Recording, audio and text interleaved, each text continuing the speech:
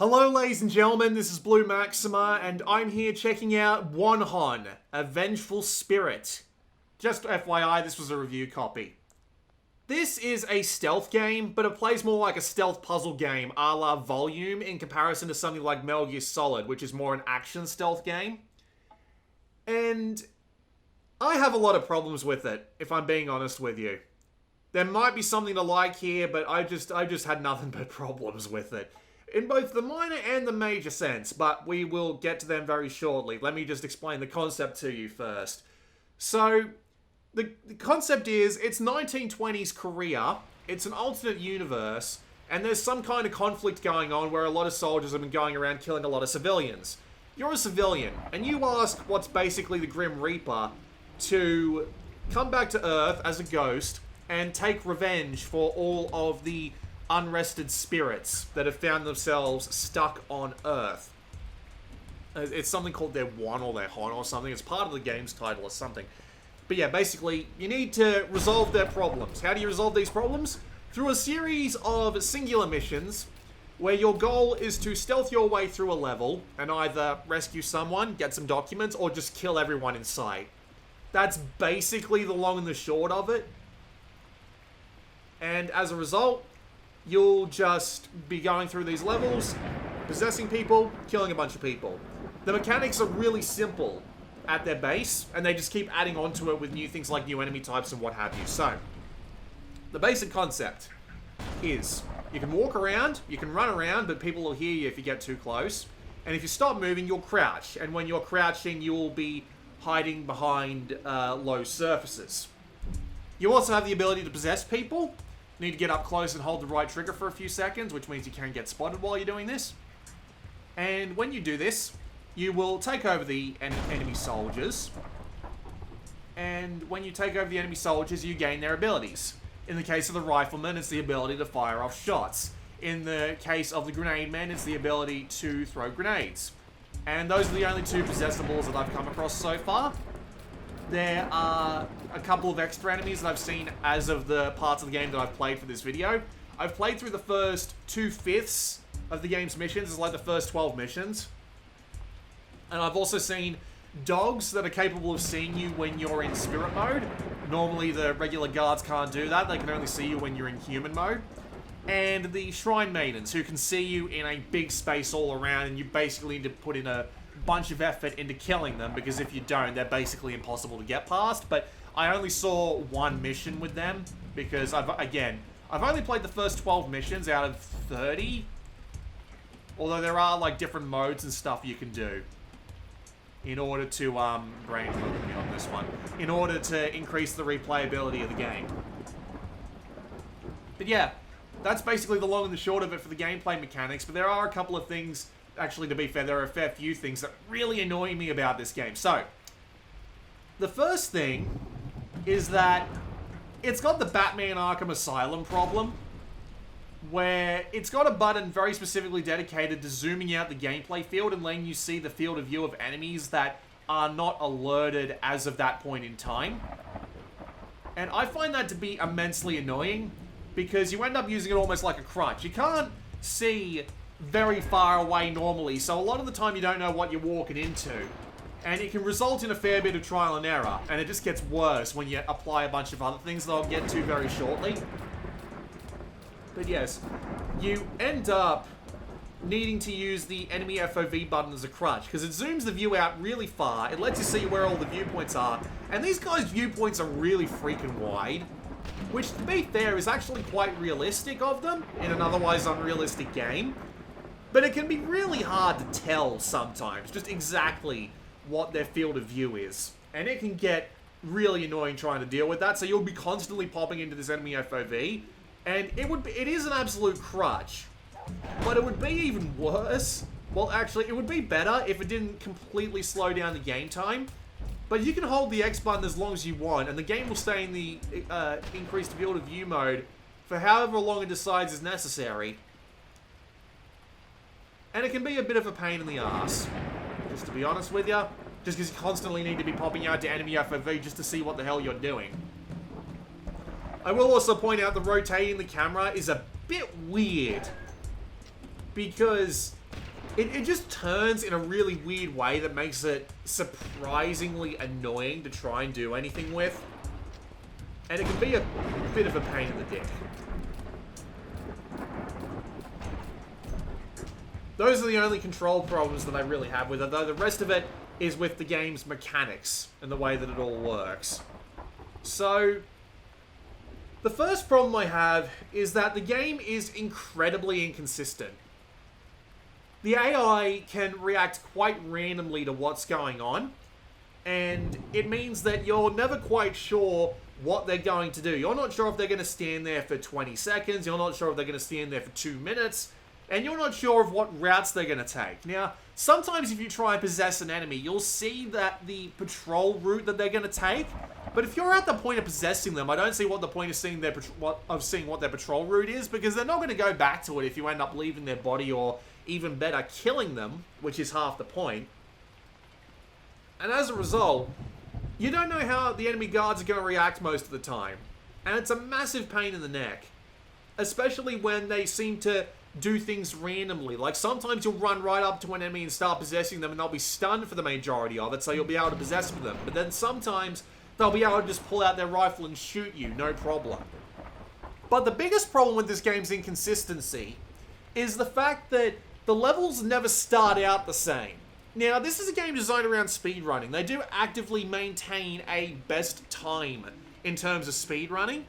So, in order to successfully get a best time, you'll need to be restarting over and over again and trying the mission over and over again and hoping that the enemy layout turns out the way that you want. Because I've restarted this game, I restarted a mission in this game 4 times over, and every single time I've found it to be, brain work with me here.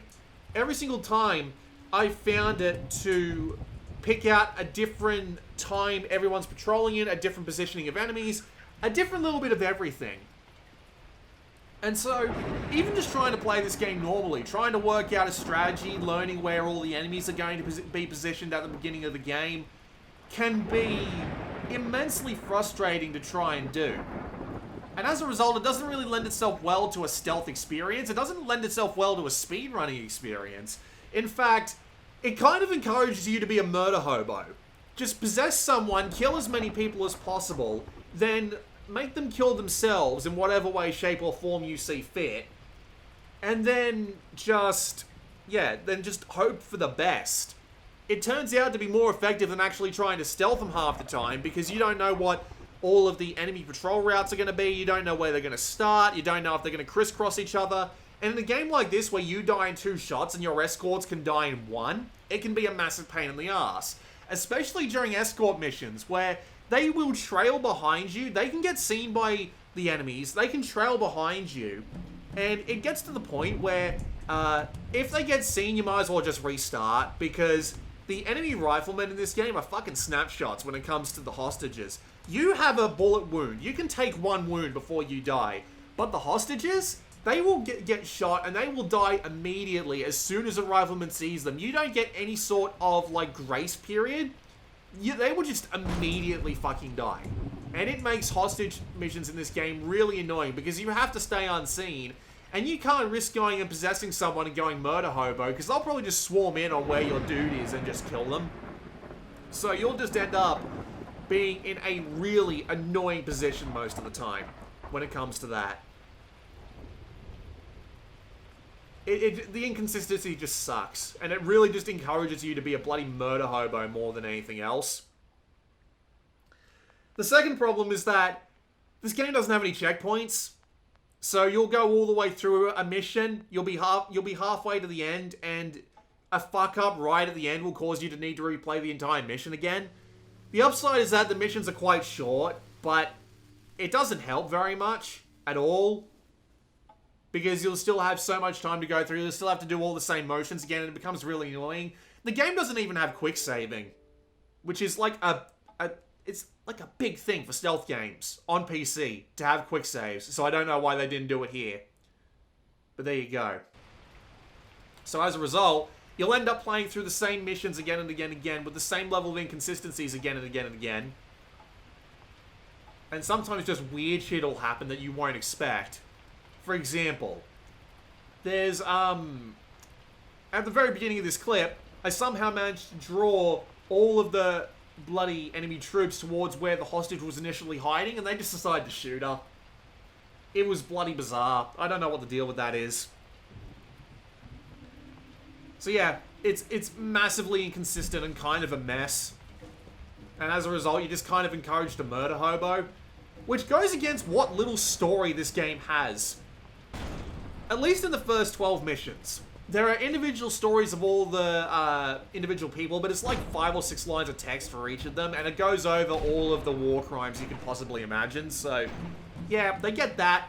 Not so much right, but at least it's there. And then, on top of that, you've got the plot with the main girl herself being brought back to life by the Grim Reaper.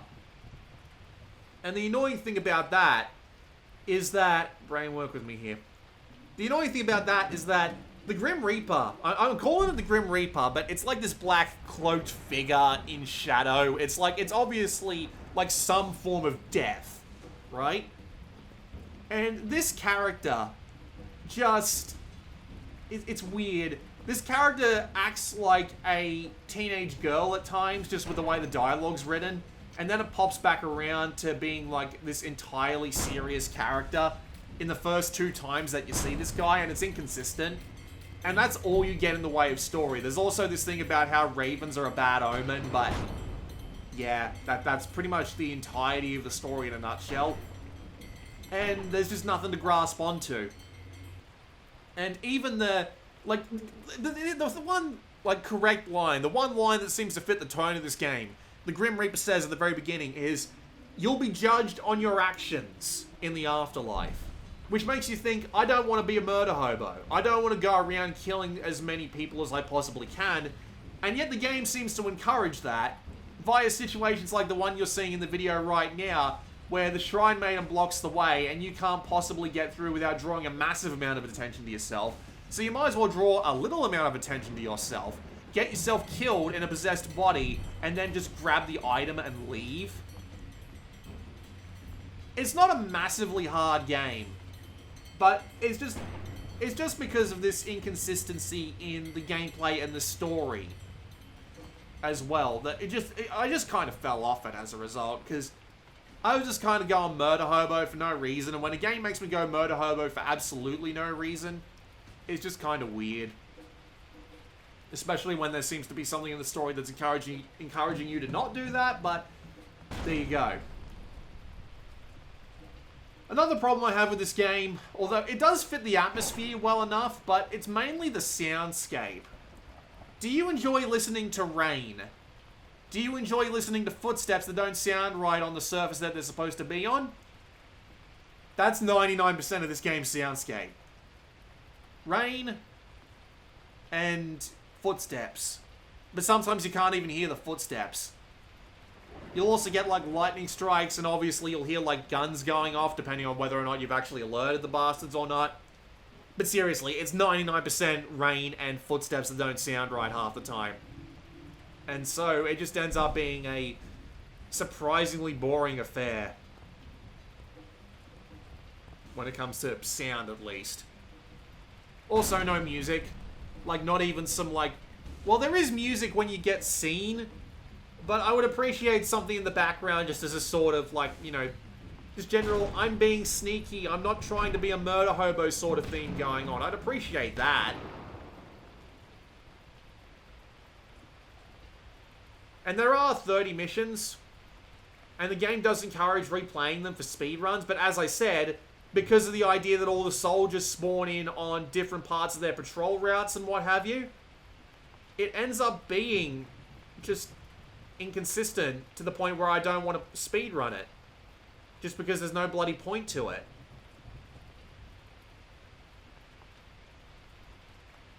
So yeah, that's basically the long and the short with Wonhon.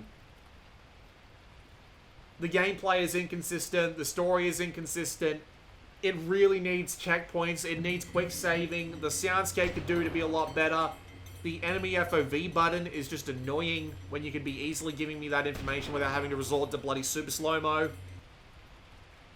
And as a result, just after 12 missions, I found myself just falling off it. The game's probably only a few hours long if you only want to do that the first run through of missions and that's it. I'll let you watch the rest of this gameplay, but I don't recommend Wonhon, at least not in its current state. Maybe if they added checkpoints, maybe if they made the game a little bit more consistent with how the enemies spawn and where they spawn and trying to get stealth possessions and what have you. And maybe tune up the story a bit so that the Grim Reaper doesn't sound like a 12-year-old half the time. But outside of that, yeah, just don't buy it. This has been Blue Maxima. I'll see you all next time.